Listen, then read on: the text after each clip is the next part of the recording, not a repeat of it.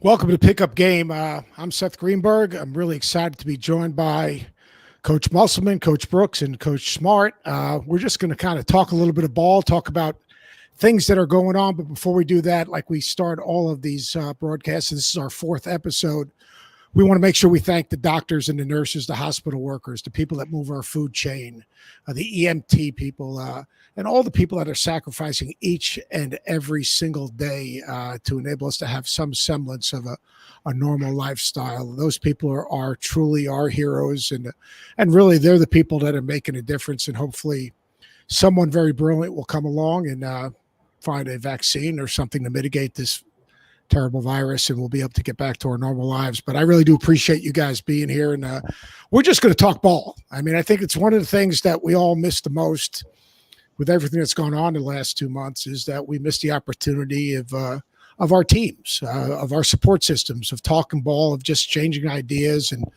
living everyday life. So I really do appreciate you guys being here. The first thing is obviously the Last Dance has been incredible. It's mesmerizing in a lot of ways. And I just want to kind of get from you guys, we'll start with Mus. What was your takeaway from last night if you had a chance to watch it? I mean, I think there's so many lessons every night that go into the show and the production, how, they've really let us behind the scenes. And to think that the players allowed the cameras that much access to me is the most incredible thing. And I have a unique perspective because I was an assistant with the Orlando Magic at the time and working for Coach Chuck Daly. So a lot of those early episodes, those first four that had a lot of the Pistons stuff in there with Coach Daly, we had our own Jordan rules in Orlando that did not work nearly as well as they worked when he was with the Pistons. How about you, Scott?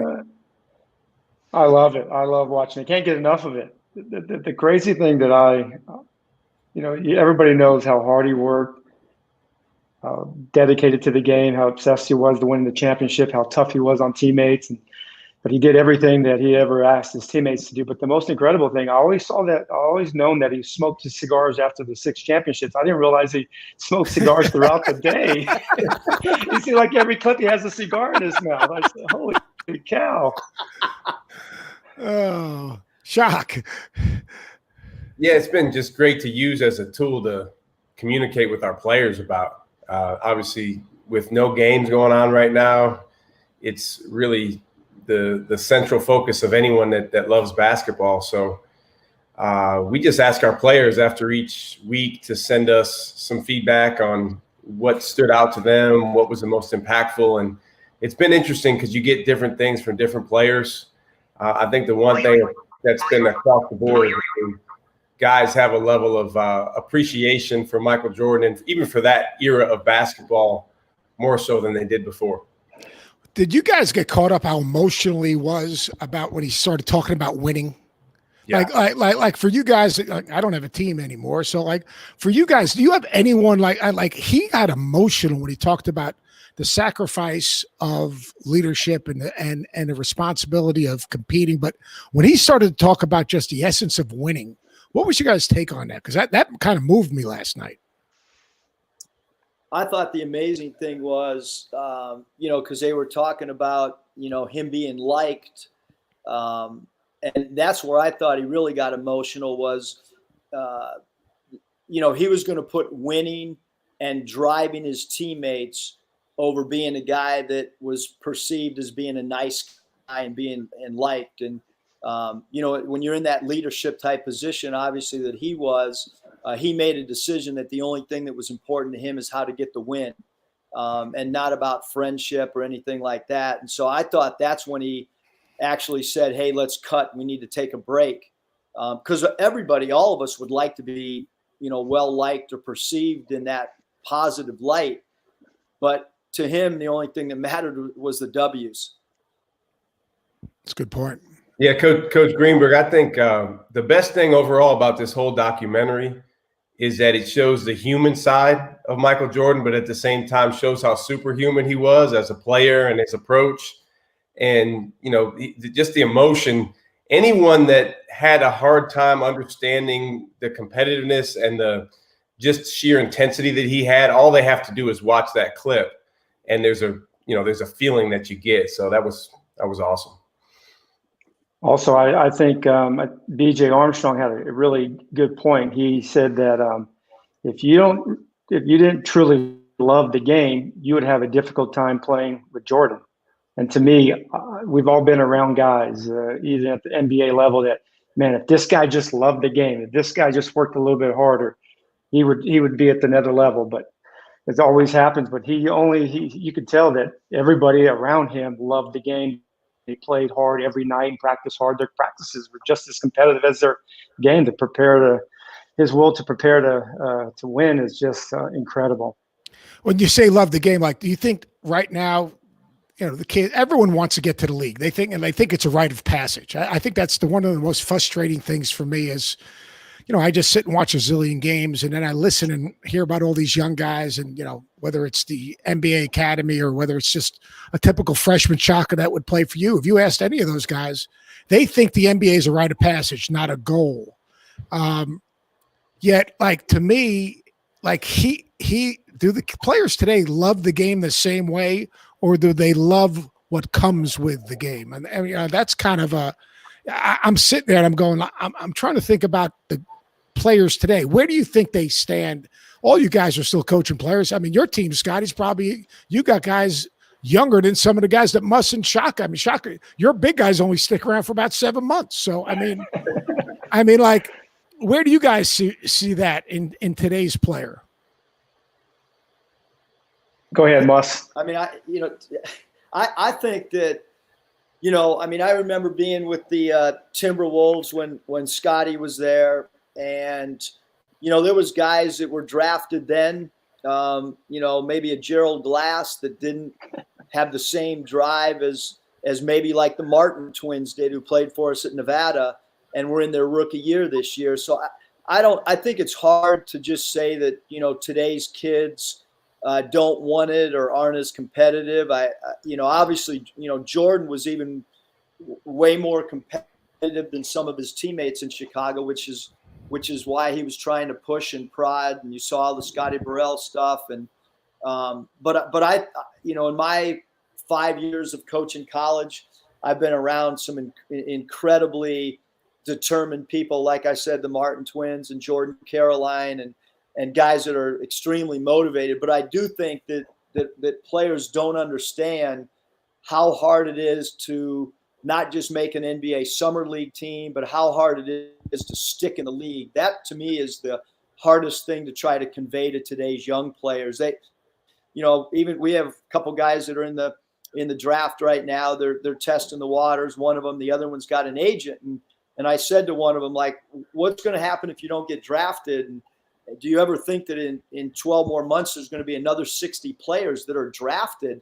And then you got to try to beat those 60 out, along with anybody that would come back from overseas. So I just think it's really difficult for players to understand how hard it is to have a career at the NBA level. Scotty, like, do you look at it, you're putting together an NBA roster, and like, do you look at it like sometimes these guys don't really understand? Like I always say, to jump from high school to college, some guys make it look easy, but it's pretty hard. The jump from college to your league for an 18 and 19-year-old, unless you're a freak, I mean, how hard is it?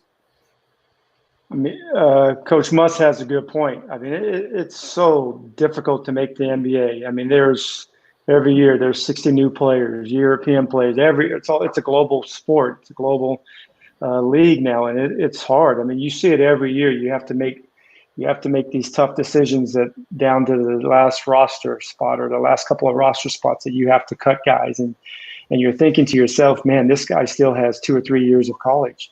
Just think if he would have stayed in. But you see it all the time. But it's hard. It's very difficult. It's not an easy league to make. I believe that players, even back then to players now, you have some guys that are super competitive and some guys that are not so competitive. They just have a great skill set or great, athletic ability. But to make it, it's tough. To stick, it's even tougher. Shaka, how hard is it for you? I mean, like, you have to you're trying to manage your roster, but it's hard to manage a roster because you could have one voice in a kid's ear that's going to tell him what he wants to hear, as opposed to like the truth. Like this thing that happened this past week with Pat Ewing, with the kid Matt McClung. I don't know if you guys probably didn't follow, but Ewing had a kid, Matt McClung, nice player. And Pat did an interview, said, you know what, I think he, we expect him to come back. I mean, he put his name in, but he was trying to get information. He's not an NBA player right now. And all of a sudden, his agent, some guy that the closest places he ever got into the NBA is like maybe getting a guy in summer league, telling him everything he wants to hear. I mean, it was like a joke, and killing Pat Ewing, like one of the top 50 players in the history of the game, who does a great job of coaching and is just real. I mean, Shaka, how difficult is it to eliminate static and still be demanding on your guys? Well, I mean, you touched on probably the most challenging part is, we end up, I guess, being the bearers of bad news when we tell the truth. I think part of the challenge, and Coach Brooks just hit on this, is there's a big difference between, quote unquote, making the NBA and turning that into a career in the NBA. There's guys that, might play in summer league, or guys that get a two-way contract or whatever it may be. But that doesn't necessarily mean that you have a long-term career in the NBA, which is obviously what all players that come to the high major level set out to do. So our job is to try to really be clear with them on the areas of growth that they're going to need to undertake. And that's both on and off the court, in order to handle that life, in order to handle the physical and mental and emotional challenges of it. Delayed gratification is a tough thing nowadays, but that's exactly, what needs to happen for certain guys. Now there's other guys that, boom, they just get it and they're off. But I would say the people in the first category, it's more of them than there is in the second. Like Jackson Hayes, his dad was an NFL guy, right? He worked in the NFL, played in the NFL. I mean, how different was his process than maybe, and he was a late bloomer that all of a sudden blew up. Jackson Hayes played 6 minutes a game as a junior in high school. Jackson Hayes was a throw-in on his AAU team. He played with Romeo Langford's AAU team and just happened to be out there playing. But the thing that Jackson Hayes had going for him and still has going for him is he's going like this. And so the trajectory that guys are on is so incredibly important, particularly for bigger guys. He came in here and he didn't plan on being a one and done. In fact, Coach, his mom called me after the season and she said, can you talk him into coming back to school? Because she didn't think like he was emotionally ready. And I was like, no, there's no way. He's, projected as a lottery pick, and that's where his mind's at, and that's what he's going to do. Just finishing up with the last dance, Scottie Pippen. I think you said you coached him. Was someone involved with, like, my dad coached Scottie in Portland. Yeah, in Portland. Like Scottie Pippen. He doesn't I love his game. I mean, just you talk about a Swiss Army knife, a guy that the perfect quote unquote positionless player, because everyone's got to have a name about them these days. But like the whole idea about the migraine headache where Jordan killed him and then not going in the game, just dealing with that as a head coach in the league, or just it doesn't seem like it stuck with him. But what was your guys' take? Because to me, he comes across as like the world's greatest teammate until you look at those two incidents. I can certainly speak for how my dad felt. And that was the last time that my dad had coached before he passed away. And I remember being in the Mayo Clinic with my dad the last 11 days of his life, and Portland was in a playoff series. And he called all the players individually before each of their playoff games. And he probably talked to Scottie Pippen and Damon Stoudemire longer than any of the other guys. And every time he hung up with Pippen, he would say the word class, that he was a great teammate. He was really coachable. Sometimes, those two incidents, obviously, because of the way the Bulls were winning and the stage that they were on, became magnified. But I know, like Scottie can talk about, there's something every day in an NBA locker room that happens. Some are publicized and some aren't. So, but as a whole, Scottie Pippen was an incredible teammate and an incredible, unselfish player. Scott, is that the hardest thing in the NBA? I mean, like I know in college it is the static around players and the unrealistic expectation. What's the hardest thing about being an NBA head coach on a day-to-day basis? Well, it's the grind every day. You're always at it, like Eric said. There's always something, and there is. You try to limit that as best you can, but there's a lot of money involved. Players, the bottom line of you get minutes, you get more shots, you get more points. You probably average more, and then you get paid more money. So there's a lot of things that go on, but you just try to keep it real with the players. The thing with Scottie Pippen that you said, Eric, like your dad said, who I played for a few times, is class. And Steve Kerr said it wasn't his character. It just surprised him that he would do that. But the crazy thing that I saw is when they interviewed Scottie recently, he said, I wish it didn't happen, but I wouldn't change a thing. It's kind of confused me a little bit because that wasn't his character, and that's something that he doesn't want to be labeled as the guy who quit on his team. It's interesting you say about the money, Shaka. This NIL thing's going to pass, and I had this argument with my dear friend Jay Billis all the time. Like he says that won't be an issue in the locker room, but the reality is that when money is involved, especially coming out of this economy, and agents or representatives are involved now as well, how hard is that going to be to handle? And like, how do you even go about dealing with it with your players? Yeah, it's going to be really, really interesting. I think the biggest challenge right now is the powers that be are trying to figure out a way to separate name, image, and likeness from, coaches, athletic departments, boosters, sponsors of schools. And I just don't see how that happens. And so unless you get that separation, there's going to be, some real challenges, and, not to come across as soft, but I actually worry, Coach, about the mental health of the guys that don't, get, a lot of love with name, image, and likeness. I worry about, we live in such a society of comparison's a thief of joy. And that's going to be magnified 10 times.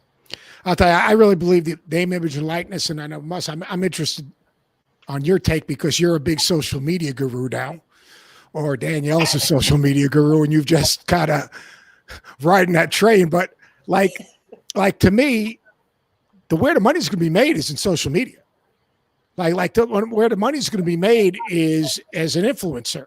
So like you sign a player, or Shock, you sign a player, a big part of what you guys are going to probably have to do is upgrade your social media presence. And then when you sign a kid, say, oh, hey, we just signed Shaka Smart. He's a great follow.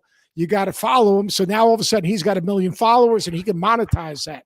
Is that actually going to be part of the not part of the recruiting process because it's a violation? Scotty, you think your locker room's messed up? These two dudes, they are social media gurus, recruiters, coaches.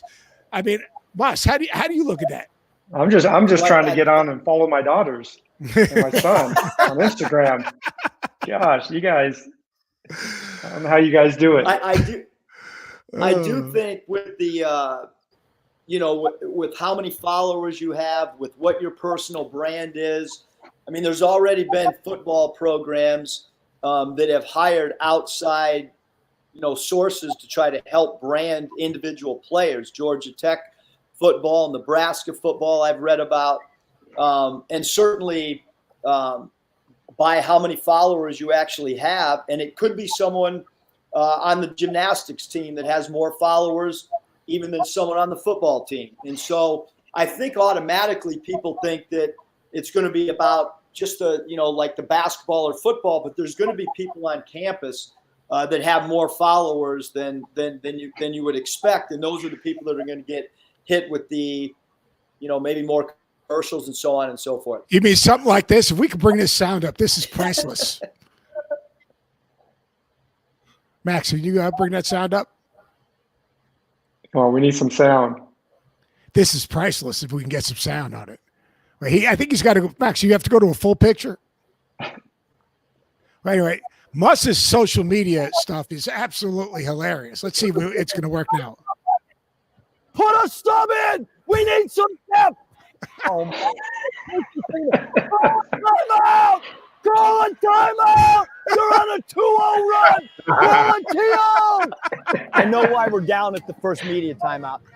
The coach doesn't wear a suit and tie. He's wearing a polo like he's going golfing. That's why we're down at the first media timeout. I'm so tired of watching our man-to-man. Please play some zone defense. Oh, my goodness. Are we ever going to call a play? Quit playing space and place. Call a play. Execute. We're up 9. We're up 9. We're up 9. We're up 9. 7 minutes to go. No stall ball, please. Don't milk the clock. Let them play. Let them play. Oh, my gosh. Big Suey! Razorbacks!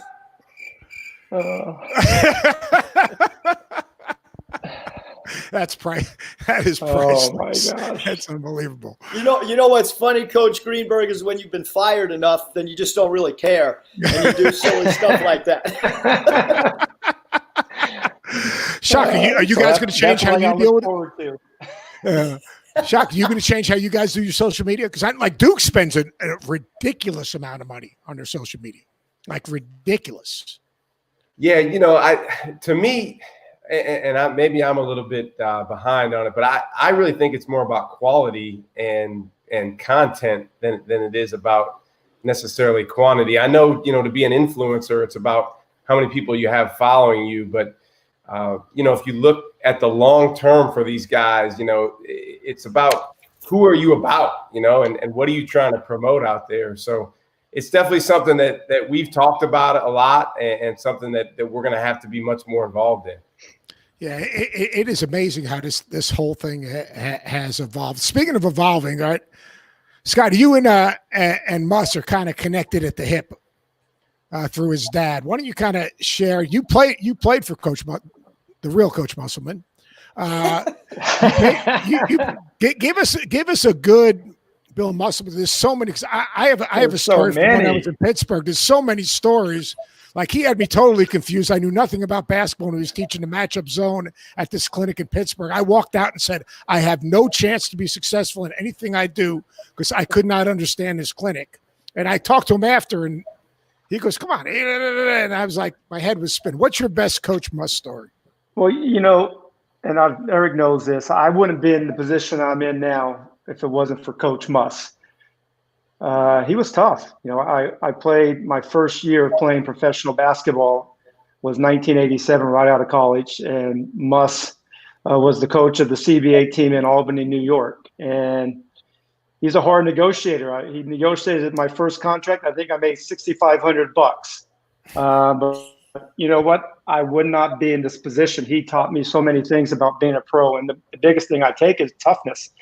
And availability. You always knew that we would practice and you have to play hard. And if you didn't, he got rid of you. I can remember, I think we were playing like Wyoming Wildcatters. I mean, is that right, Eric? Is that the name of their mascot?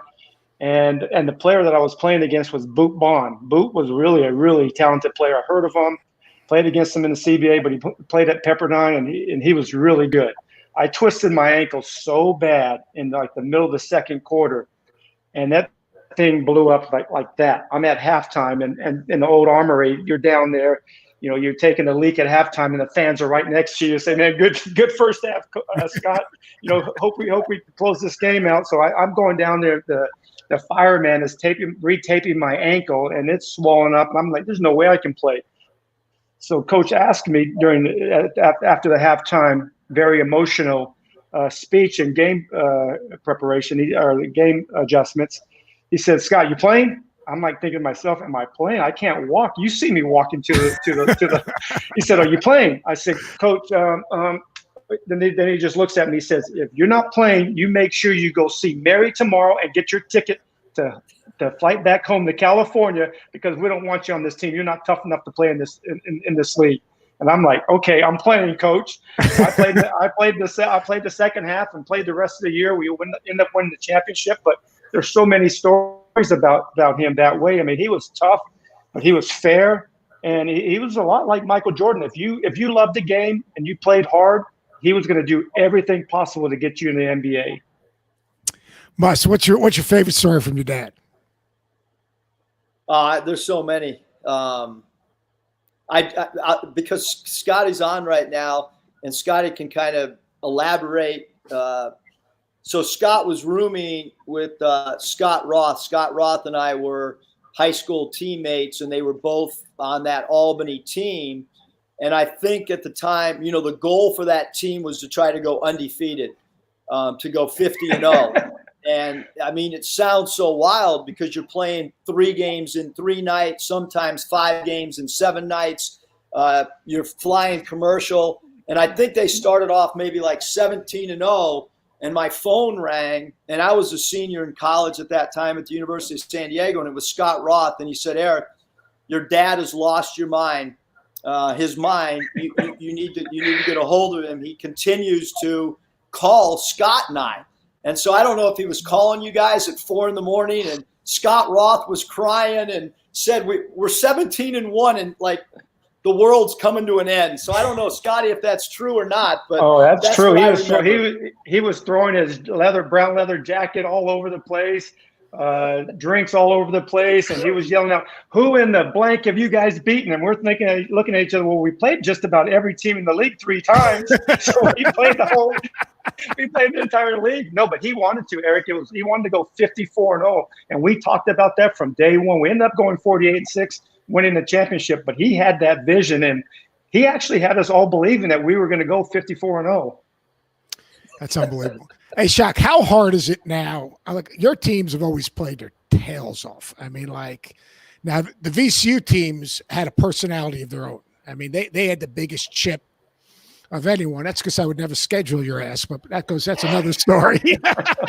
But I mean, how hard is it, the difference between those kids who feel like they've got something to prove every single day, and then coaching those kids and coaching, say, even you got great kids at Texas, because I've done a bunch of your games and I know Blake. I mean, how different is it for you? I think the major difference is the recruiting, Coach. Just the fact that those guys at VCU, I mean, really almost to a man, they were under-recruited. They were underrated. We were starting at the end, my last couple of years, to get some guys that were, I guess, top 100 guys. But for the most part, we were recruiting a lot of guys that were under the radar. And I just, when I got here, I'll tell you a quick story about Mac Brown. He told me, he said, "You're going to recruit 5-star players." He said, "and you're going to recruit some 3-star players." He said, "but your number one challenge is going to be that for the 3-star players and for their parents, the minute they step foot on campus, because they're coming to the University of Texas and they've been recruited that way, they become 5-star players in their minds." And I didn't really know what he meant until having been here for a few years, but it was a great point that he made. And that is just, again, the mentality is different when you've been recruited at a certain level. And when you feel like, as you mentioned, it's almost a sure thing that you're going to go on to the NBA, which all of us know is ridiculous. But that's a big difference. Now, you have Brock Cunningham, who I guess redshirted. Now, if he changed, I'm losing my mind, because that dude is the bluest collared dude. I took him to Italy with me with Albert, actually, for Eurocamp. And he was absolutely the toughest kid I've ever. He would hurt your ass just by every practice. He took someone out. He's a tough nut. Yeah, he'll be a good test case, Coach, in terms of staying the same, because he was an under-recruited guy and he's a local guy. So I think he has an appreciation for being here. But, and I think, Coach Muss would agree with this. One of the things that makes the better college teams really good is they have a few guys that'll buy into a role. And at this level, that's easier said than done, because the role that most or all of them want is leading scorer or leading shot taker or starter or whatever that may be, because those are the roles they feel like are going to get them to their goal of the NBA. But Brock's a kid, since you brought him up, that's an example of a guy who doesn't mind buying into a role. Well, speaking of roles, all of you guys are doing different things to stay in shape. And Explain your role, because we've got some video of you just absolutely, just killing it in the backyard. And I'm just trying to do everything I can, trying to set an example for our guys. We had a couple Fridays ago, we had an event that we did in our athletic department where everybody's stuck at home trying to find different ways to stay.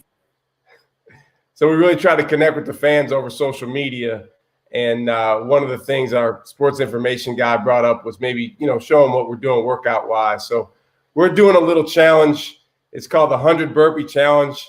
And every day we do 100 burpees. Some of the guys on the staff and myself. That's my daughter right there. She's my counter. And basically do 100 burpees as fast as you can for time. It sucks. It's not something I would recommend, but it's been fun. How are your hamstrings after that? Actually, my shoulders. It's the worst on shoulders.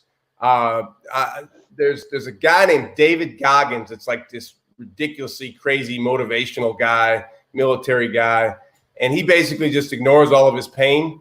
So what we've said as a coaching staff is we're going to try to emulate him for 30 days, and then we'll see the trainer after that. Well, Scott, you're doing something a little bit different, but it has to do with your lettuce on the top of your head. Now, I don't think it's that bad a deal. I mean, if this is the worst thing that happens to you, your life is pretty good. But my hair's gone back on defense a long time ago, so I'm all good. Kind of explain what you're doing, a challenge to raise some money for the people on the front lines. Well, my daughter's been trying to cut my hair for a while now. She's been threatening me, you better fall asleep tonight with one eye open because I'm coming in some buzzards and shaving it down. So we decided to, raise some money to the front line workers. Like you said in the top of the show, they're the heroes, man. They're out there every day and making us all safe and healthy. But we decided to shave it all off for $25,000 if we can raise by this Thursday, and we're getting close. It's definitely going to happen. It's just a matter of what it looks like.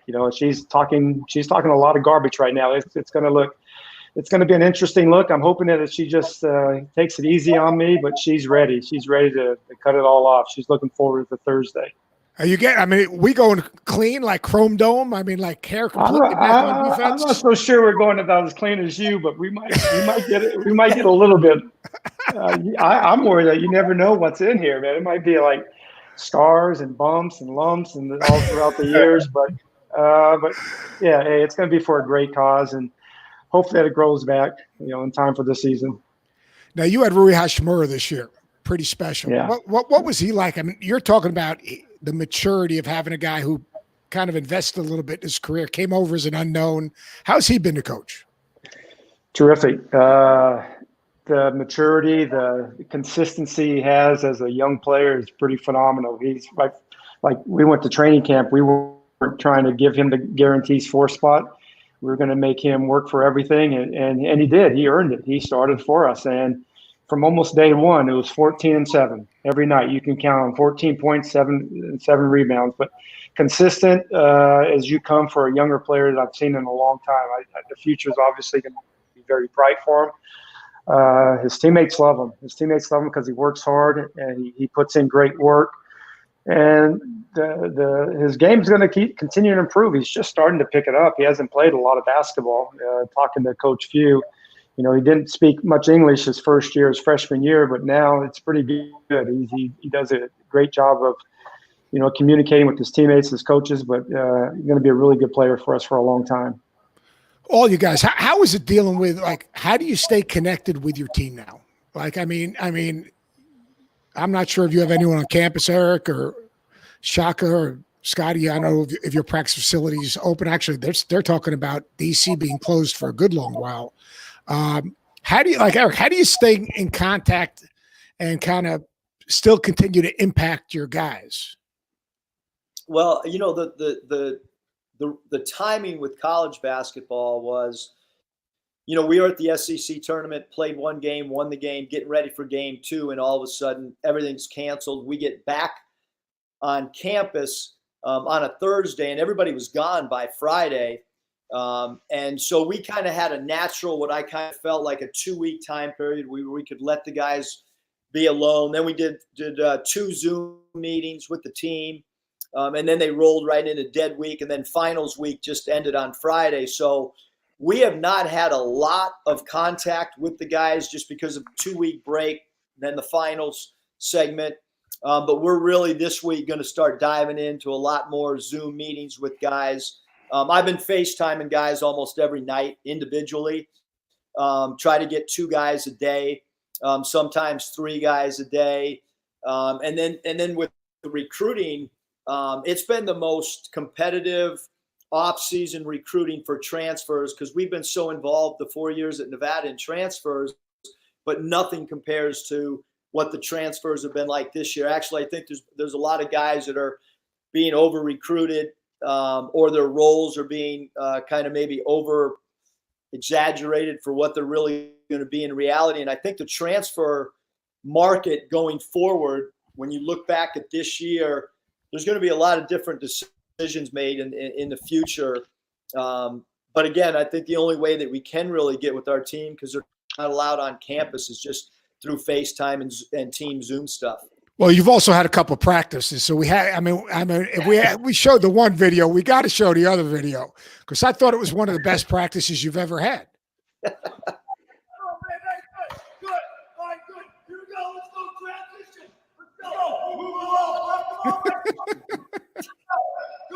Good advance pass. You know, Isaiah, that's his face. All right, good Zay, good rep, good Jesse. Way to shoot the 3, guys. Way to shoot the 3. Here we go, transition offense. All right, let's go now. Work on your rocker step, and then go. All right, really explode. Here we go, people. Good. All right, Jake, all right, here we go. Let's go. Come on, JD, let's go. Work on that rocker step, explode. Hey, the great thing about that, it wasn't a bad shot taken. There were no turnovers. Everyone got back, Perfect communicated practice. in transition.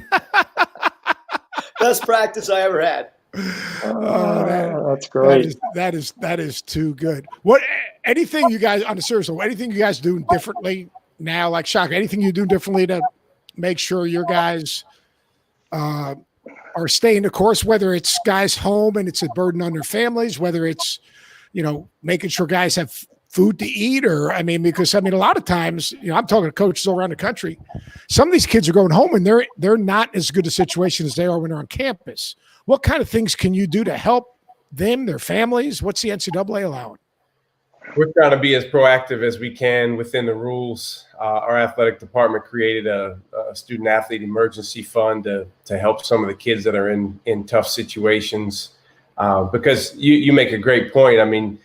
There's a ton of athletic departments, Texas being one of them, that spend so much money on supporting the kids while they're here, and whether it's food or other resources. But now the guys aren't here, so just trying to find as creative ways as we can within the rules to support our guys. To me, the most important thing right now is their mental health. Just because and this again may sound soft, but it is a major disruption in their lives and in their careers even right now. So I think having an awareness of just how they're interacting with that and what's going on in their minds is the biggest thing. We're definitely doing some basketball stuff, but to me, their minds are what's most important. That's a great point. Scotty, are you able to kind of stay connected with your guys? How in the NBA, is it any different? No, I think we're all trying to find ways to stay connected. We're doing Zoom workouts with our strength and conditioning coach. We're doing Zoom ball handling workouts 3 times a week. We're doing yoga Zoom workout or yoga once a week. But the last 3 or 4 weeks, we have I think 10 or 11 players that never played with John Wall and Bradley Beal together. John has missed the entire season this year, half the season last season, but we have so many new young players. So what we did was we went back to last time they were both together healthy, and that was in 2017, 4 years ago in the playoffs against Atlanta. And we watched every game. We broke it down into 4 different groups with 4 players and 3 or 4 coaches each group. And we've had some great dialogue, and you really, it's kind of fun. I jump in on the meetings and listen to all their conversations, and we're doing it as like if they are coaching. And so they're giving the adjustments and things that they would do going into next game. And we finished the Atlanta series. Now we're on the Celtics series. We played them. We lost Game 7 to them 3 or 4 years ago. So it's we just finished Game 2 yesterday.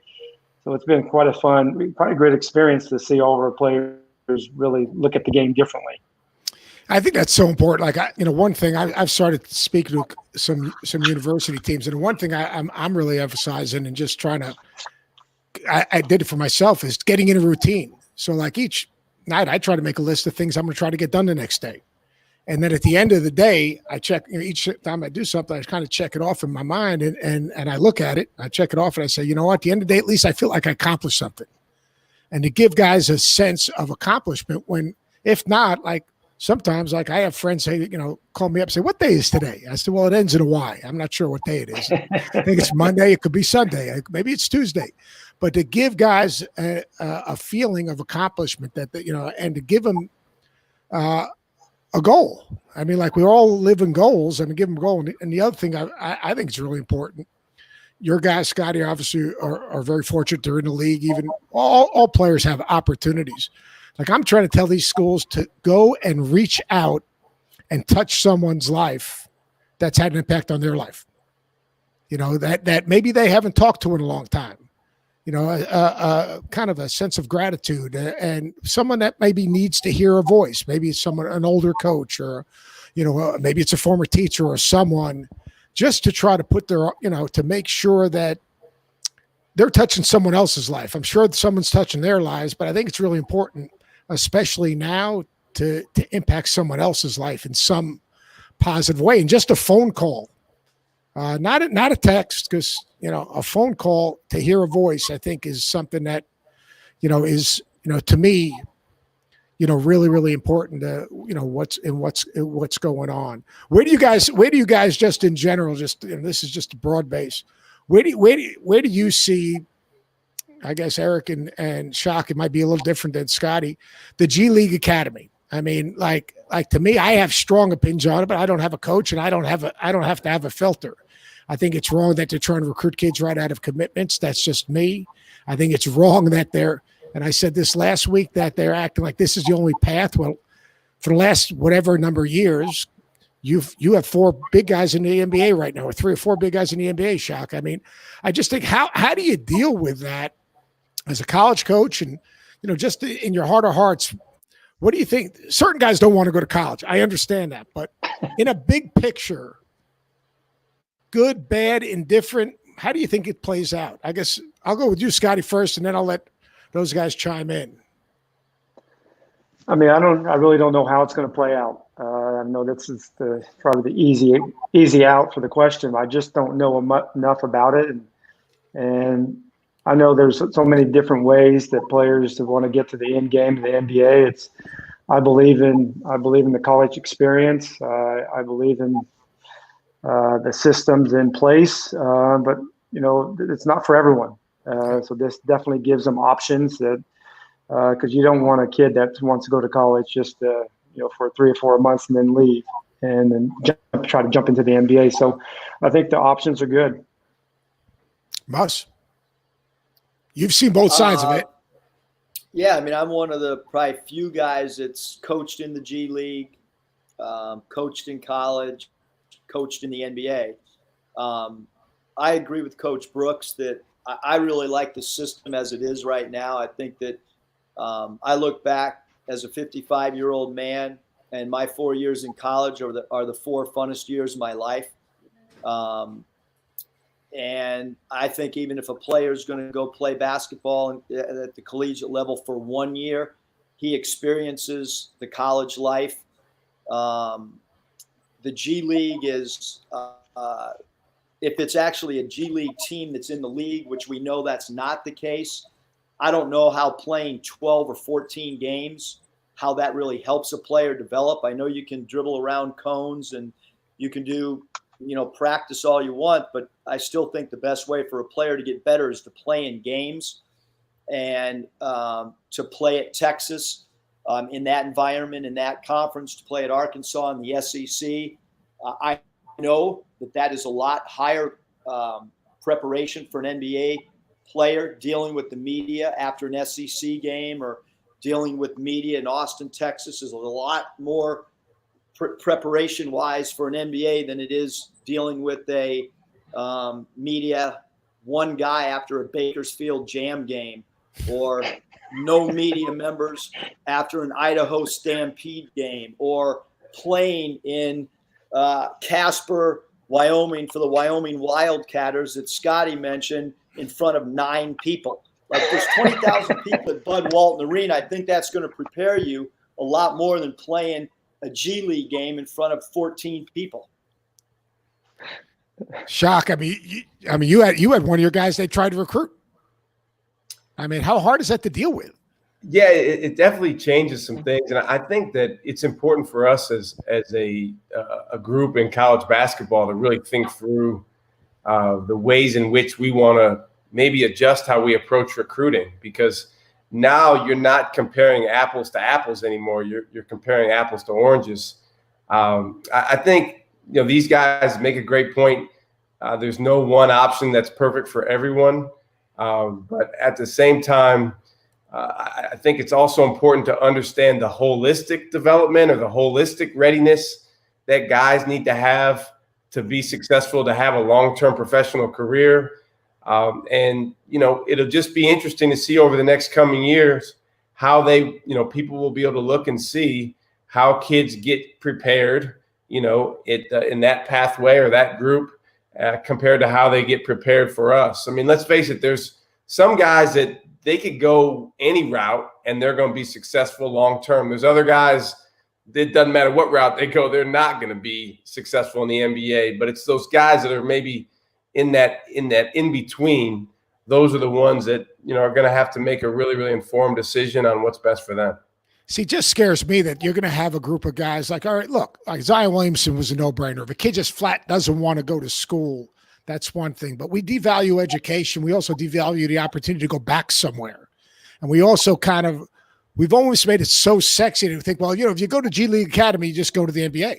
Well, it's not that way. We see it each and every year. You can go to G League Academy and they can pay you $150,000, $200,000.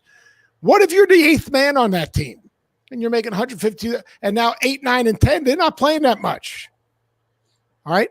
Now at the end of that year, what happens? Or what if they decide to expand it to 30 teams and 3 teams? And now all of a sudden, let's say only 40 college guys a year basically get drafted.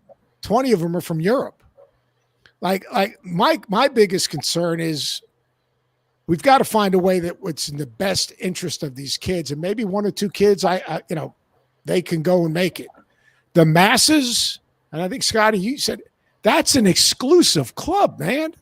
I mean, it's hard to join that club. Everyone thinks it's just it's a rite of passage, and it drives me crazy because you talk to these people and they say, well, I'm going to learn the NBA game. I understand NBA spacing, and I understand the 24-second clock, and I understand all that.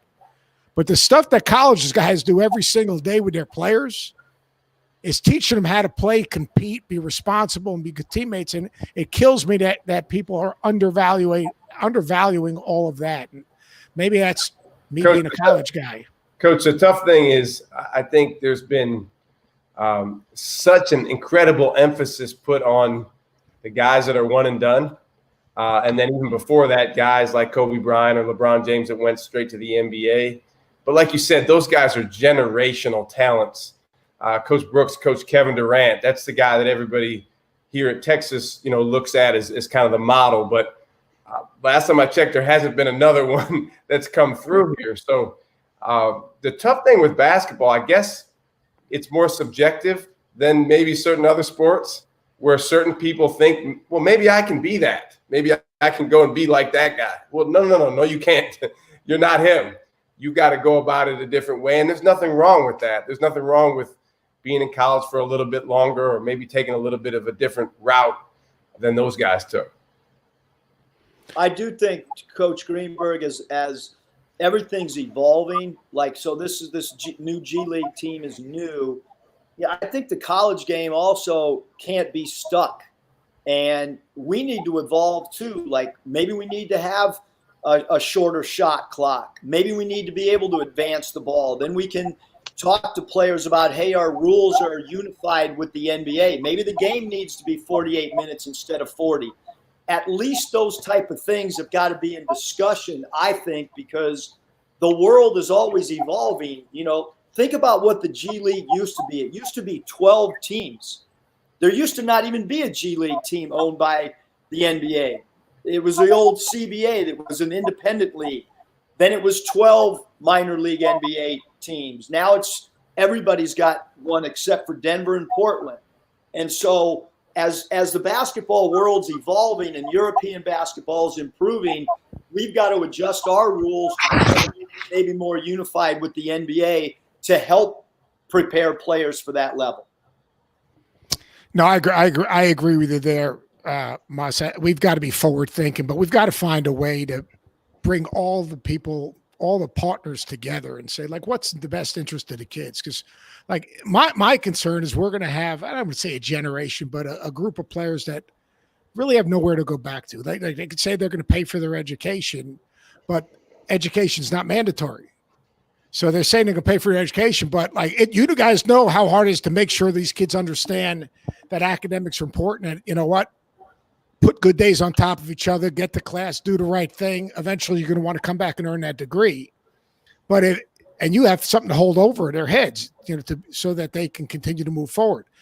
Imagine if you didn't. There's no way most of these kids are going to start. I don't think. I mean, they're going to be focused on one thing, being pros. That's why they decided this route. And I just worry about the unrealistic expectations of the journey. And maybe that's old-fashioned or whatever. But I know I talked to Leonard Hamilton the other day, and like he said, he wouldn't be doing what he's doing today if it wasn't for going to school. And he wanted to be a pro. And I can look at a bunch of my former players. You all can look at a bunch of your former players. Scotty, your former teammates. I mean, at every level. I mean, we've got to find a way to come to the table together and say, what's the best thing we can do? And maybe one thing would be kid puts his name in the thing and doesn't get what he wants. He can come back. He does the G League Academy 1 year, and you know what? It's not what he thought it would be. Maybe he comes back and that money's got to be put in some type of trust. I don't know what it is, but I think I'd hate to see young people at 20, their careers not be what they wanted to be, and they have nowhere to go back to.